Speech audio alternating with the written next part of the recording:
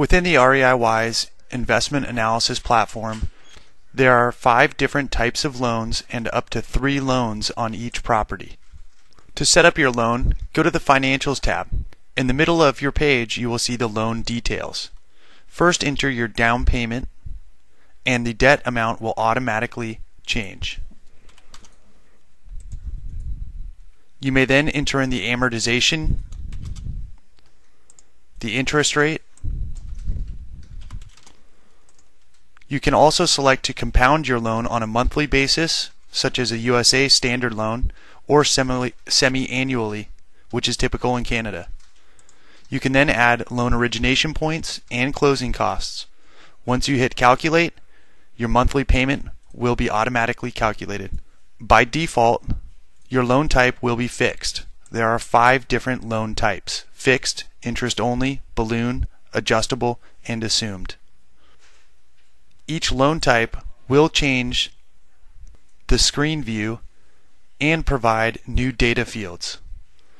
For a fixed loan, you're assuming that the term of the loan and the amortization of the loan are the same, so there is only one field for amortization. This will also equal the term.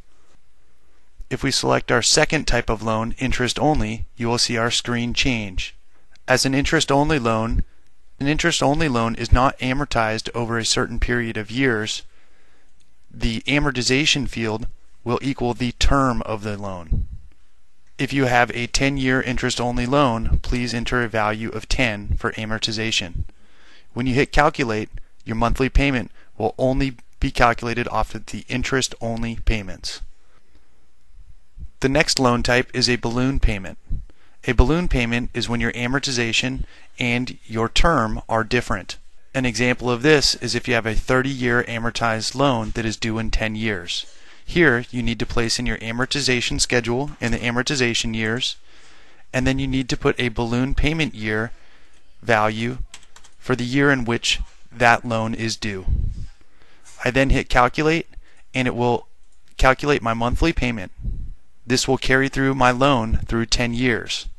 If I then wanted to refinance after that balloon payment is due, I can click on Loan 2, select Refinance, and it will automatically calculate the debt amount that is due at the end of the balloon payment.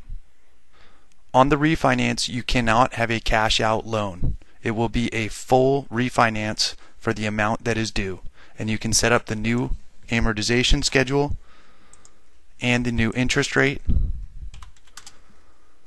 Hit calculate, and you will now have 2 loans, one going for 10-year and the second starting in year 11. Going back to our loan types, the next loan type is an adjustable loan. If you select adjustable, you will see more terms appear on your data screen.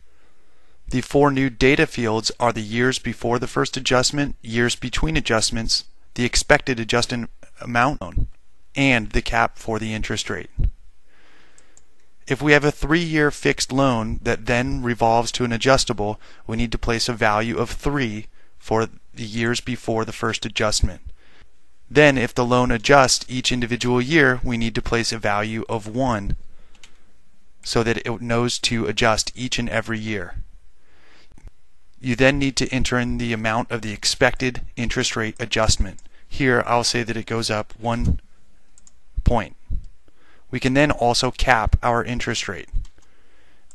The cap will allow the interest rate to grow until it reaches the value that you place as a cap, and it will not go beyond the cap.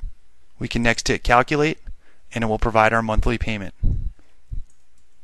To view the adjustments in years 3, 4, all the way through the entire projection, please go to the Projections tab, select the loan analysis, and you can then see that we have our total debt service amount static for 3 years, and then it begins to increase by 1% on my interest rate each year.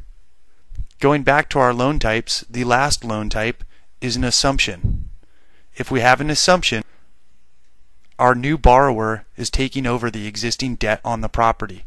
Since it is taking over the existing or initial debt, we need to know the value of that initial loan, and we place the initial debt amount in our initial debt data field. In this example, we'll use an initial debt amount of $1.5 million. We next need to enter in the amortization years from the original loan and the original interest rate.